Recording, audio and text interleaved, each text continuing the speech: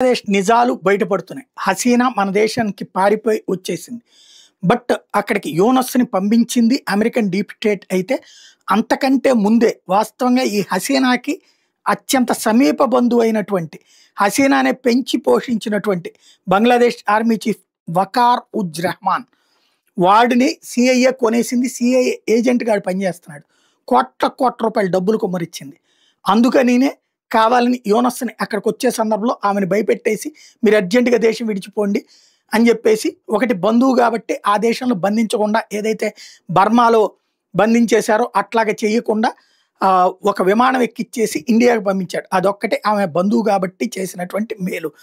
ఇప్పుడు ఓవరాల్‌గా చూస్తే బంగ్లాదేశ్‌కి సంబంధించినటువంటి మాజీ హోమ్ మినిస్టర్ అస్తుజ్జమాన్ ఖాన్‌తో ఇతని కాంటాక్ట్స్ ఇవన్నీ కూడా బయటపడుతున్నాయి లేటెస్ట్‌గా.